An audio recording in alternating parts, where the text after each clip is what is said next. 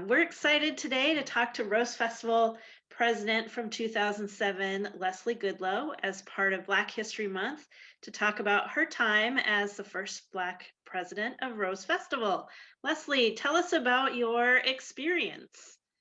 Well, Carol, I'm really excited to do this today, and for a number of reasons.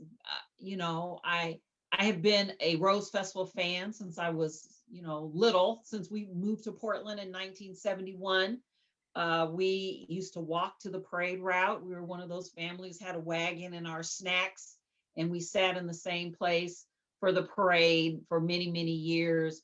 And so how I happened to come onto the board. One of my high school teachers, Carol Rudy, uh, suggested that I apply because she knew that I was just enthralled with the festival, and because of her suggestion, I was able to apply and join the board. And the thought of ever being president of the Rose Festival was just the farthest thing from my mind when I became a member of the board.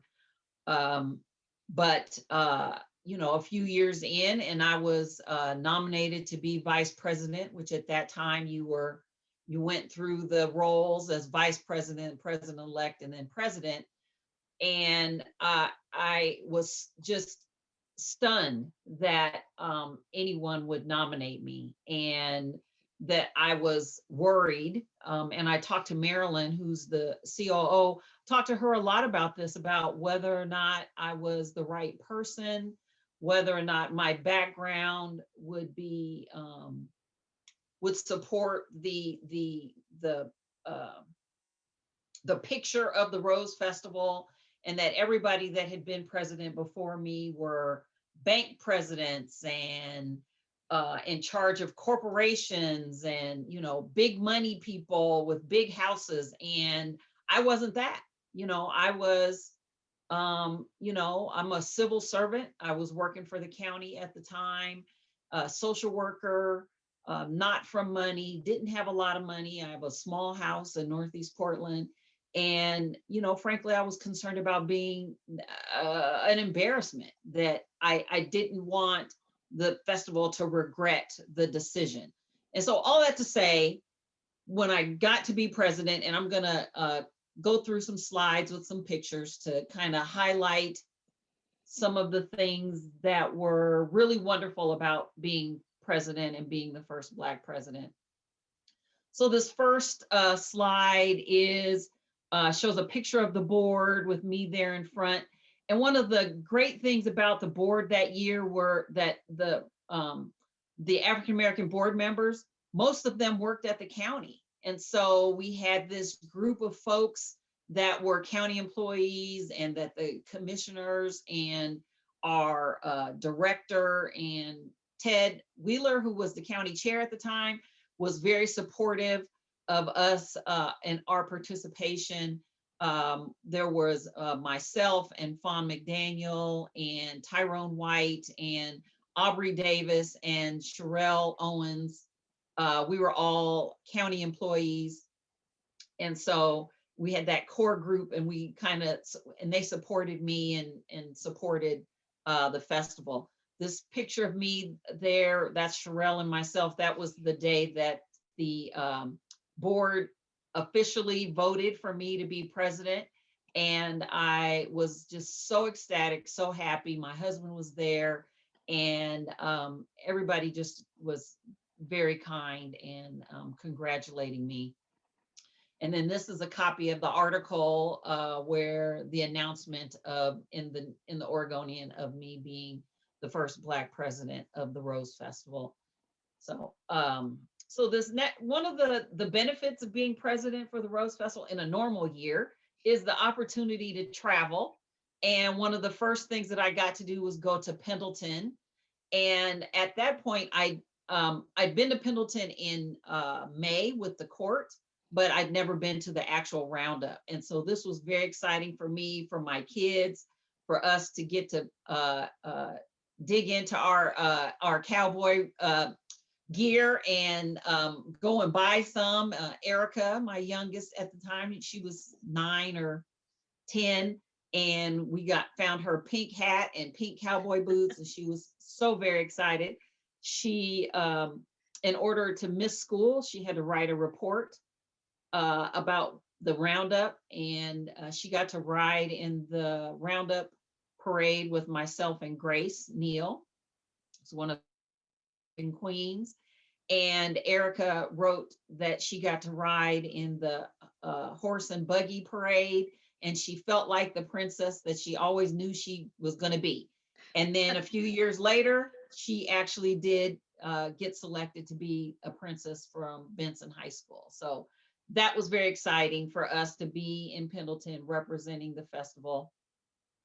And then some of the other travel I got to do, which my hair was so big as I was looking through these pictures. So funny that my hair was so big. But my first time really traveling out of the country, we've been to Mexico, but Mexico's still on the same continent. But when we went to Taiwan representing the festival at the Lantern Festival, which was amazing, the long flight and just being there with the people, myself, Queen Grace, and the Prime Minister of the Royal Rosarians, and we had a wonderful time. I also got to go to Pasadena for the Tournament of Roses, the parade, and it just so happened that that year my alma mater, Grambling State University, played in the parade. So they were selected by Star Wars. His name is, I'm losing his name, but the writer of Star Wars, the director, he Oh, George selected Grambling. Lucas. Yeah. George Lucas, yes, he Yeah. was the Grand Marshal of the Pasadena Parade, and he selected them specifically and Wow. sponsored them to be in the Tournament of Roses parade. And they were all dressed as stormtroopers and different kind of Star Wars characters. And I got to see my niece, who was actually attending Grambling and was in the band.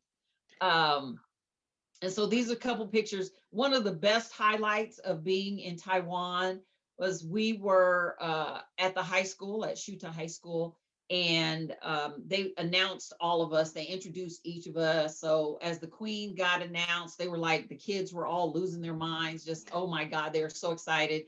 And when they introduced Bob, because he's in the white suit and the cape, they were really excited and cheering. And they introduced me and was like, okay, really.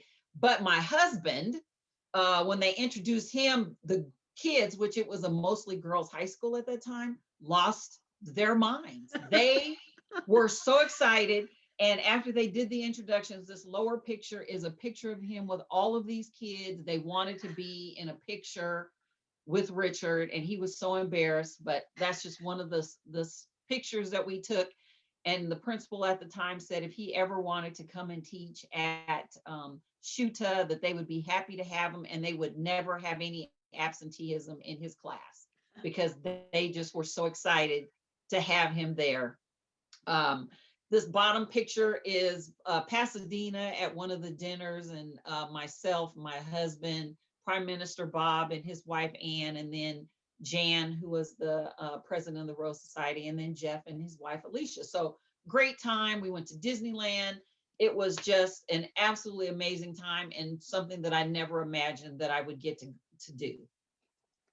That's awesome. So some of the other things that were really exciting during my year, the opening of City Fair, and being the person to declare it open, crowning the new queen, Elizabeth, throwing out the first pitch at one of the Beavers games, which, that was pretty amazing.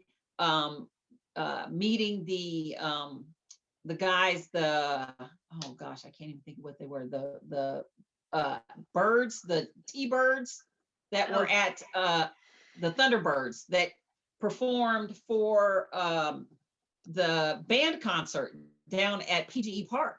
Yes. Which so I presented the awards for that, and then the Rose Show with the court. And so just lots of events and lots of things, but these are some of the highlights of the festival events. And then of course the parades with my family. One of the best parts about the Grand Floral Parade, because it was pouring down rain, I don't think I've ever been that wet, was having the Rose Festival directors escort me down the parade route. It just really was amazing. And to have Sherelle and Aubrey walking with me, and then Lorraine Hood-Jack, so three of the African American board members were escorting us down the parade route. But we did get really, really wet. It was wet. I also was able to ride in the St. John's Parade, which I've been to many, many times. And so it was an honor and a privilege to represent the festival in other events and other parades. So one of the big things of my year that no other year was the documentary From One Rose and the commercials that we did, the Centennial Ball. We did the VIP. We did a rose planting for the mayor, Tom Potter. But the documentary, we did the whole red carpet and limos pulling up and the wall of Rosarians, excuse me, was just such an amazing evening. And I was so absolutely nervous. I had to call one of my friends to come over and help me do my hair. I couldn't even move. I was just so anxious about the event and the evening. And then the Centennial Ball, we had hundreds of people there at the convention center, and everybody was, just so excited to celebrate the centennial of the festival. And then this bottom picture, like it's titled Festival Leaders, and it was for one of the commercial clips that we used to advertise the festival that year. Looks like you gave the Centennial toast too. We did do the Centennial toast, and I didn't know at the time that I was going to have to do that, but Jan and Bob and I did do the toast for the Centennial. So another really big honor for me was being knighted by the Rosarians, and that Grace, who I had worked with from before she was selected as a princess, and then I was coronation chair when she was selected to be queen. That then she was the person who nominated me. I mean, who knighted me, was just the icing on the cake for me, was that she was the one that knighted me. And that I had the VIP rose planting, that the Rosarians came to my house. And again, I have a small house. And so frantic about what I was going to do and how I was going to have all of these people in my house and in my yard, and thankful that the festival was able to get a tent, and just worried about the rain, because it had been sprinkling rain for a couple days leading up to husband and I were out until 11 o'clock at night trying to get lights and things and make sure the yard was ready. And the event turned out really, really well. I was so excited and so honored to have them come, and my friend Bob to do the rose planting at my house. And my neighbors were all very excited. They were able to come. My neighbor, Miss Joanna, I have pictures of her, and some of my longtime friends were able to witness the rose planting here at the house.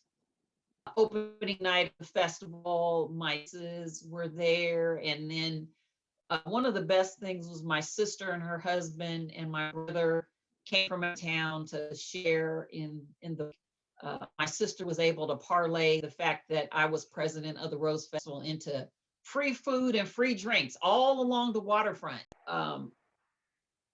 Thousands of pictures from that year. It was really important. My parents, who knew I was going to be president but passed away before I was actually installed, but they told everyone whenever I go to the nursing home to visit my mother, she would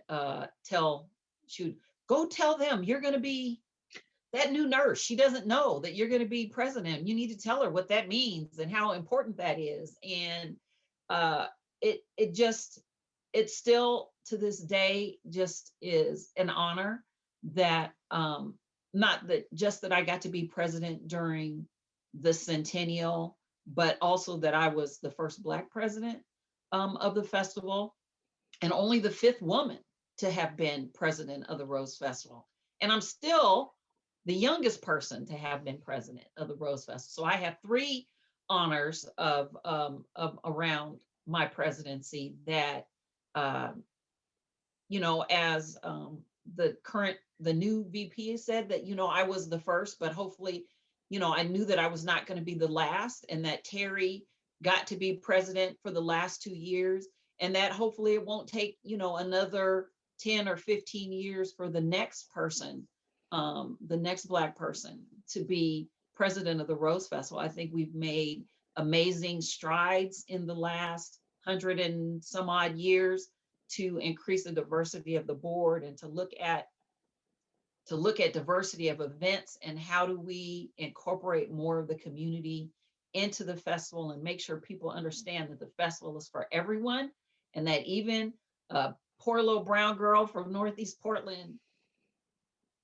if I can do it, then anybody can do it. It is some hard work, and it takes some dedication. And when people say, you do all that and you don't get paid, you just volunteer? And I say, yes, because I believe in the festival, and I believe in giving back to the community, and it's important. This festival has withstood so many challenges. We're currently going through this challenge with COVID, but we're going to come out the other side stronger than we ever were. And I want everyone in the community, regardless of what color they are or what their background is, to know that the festival is here for them, and that we want them to participate and to be a part of it. So thank you for this opportunity. I really appreciate being able to tell a little bit of my story with the Rose Festival. The only other thing I can say is that, I've lived in Portland, be 50 years in March, and I only missed one Grand Floral Parade, and that's because I was in labor. I guess that's a good enough reason to miss a parade. But I've never missed a parade, and until we didn't have one. But my intention is to not miss any as long as I possibly can. And I just encourage everybody to support the festival. And if you're interested in being a board member, you can reach out to me. If you're interested in volunteering, I'm always happy to talk to folks. There's lots of ways that you can participate, and I look forward to talking to people about it. Thank you so much, Leslie. We're so grateful for your leadership, all of the countless committees you've not only served on, but led, and just all of your fantastic leadership, all of the energy, blood, sweat, and tears that all smell like roses that you've put into the festival. We couldn't be more grateful. Thank you so much. Thank you, Ms. Carol.